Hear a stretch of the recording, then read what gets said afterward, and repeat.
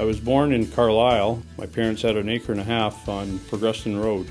I was introduced to agriculture as such when I was 6 years old, when I was given 2 rabbits for my birthday.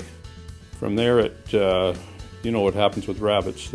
They went from 2 rabbits to 1,000 rabbits, over 1,000 rabbits I had by the time I was 10. I went to Waterdown High School, and unlike most people, I didn't finish Waterdown High School because I had 125 acres of vegetables in the ground when I was supposed to write my grade 12 exams. We grew every vegetable that you could grow, I think, and if it was able to be grown in Ontario, we did that. But in 1984, we decided to specialize in broccoli. I guess the first, one of the earlier memories of the farm was when my dad started growing broccoli for the first time and really focusing on broccoli. And to do so, he had to come up with a product name to be able to sell to chain stores. And there's a myth going around that I was named after broccoli, but in fact, it was 1984 when my dad named it Berry Brand Broccoli to sell that to the stores. Over the years, Gord has grown in his agriculture experience, his operation, run a very pristine farm operation. The broccoli king. I don't know how he probably made money on broccoli. I hated broccoli my whole life, but he did very well at that. And everything he had, his equipment, his trucks, and it just showed a true farmer who knew the agricultural business. In 1987, I was named the Canadian Farmer of the Year after winning the Great Lakes provincial title. Around the mid to late 90s, we had some property that was not producing crops the way we liked them. We started to look for an alternative use of that land. We developed Copetown Woods as a golf course, but we built a clubhouse that a lot of people were very interested in, and it has become one of the area's nicest wedding venues. There's only one way to do things with Gord, and that's do it the right way. Why do it a second time if you don't have to? I remember golfing with him before he built Copetown Woods. It was in the process, the design was going on and everything else.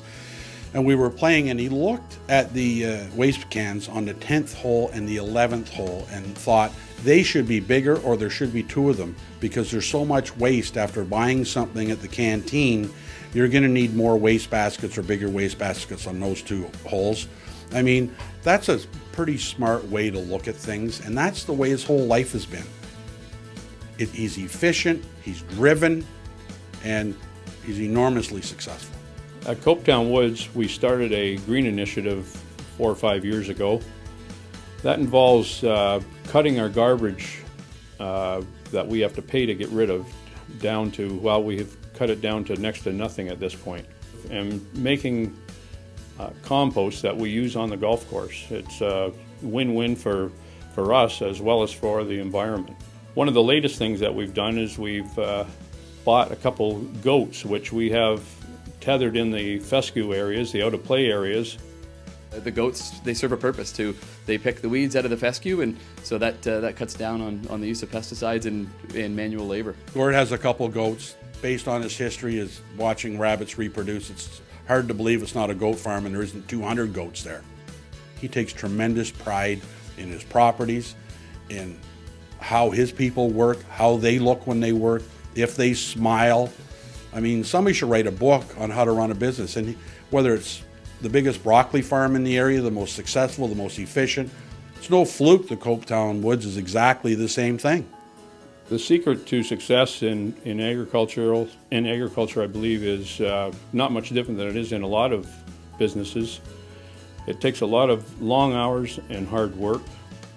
I also learned that at a young age to do it right the first time. Your first loss is your cheapest. Gord Forth has never let our community down, and he's never let the people around him down. He should be very proud of that, and we should be proud to have a guy like Gord Forth in our community. From one farmer to another, I'm very proud of you. The agricultural sector is very proud of you. Congratulations, well done. On behalf of myself and Tammy, Julie, Sandy, and Carrie, and our better halves, and all of your 12 grandchildren, congratulations. This is well worth it. I don't think there's anybody that would second guess this award for you. what you've done with the farm, and now what you're doing with the golf course and will continue to do with the golf course. Congratulations.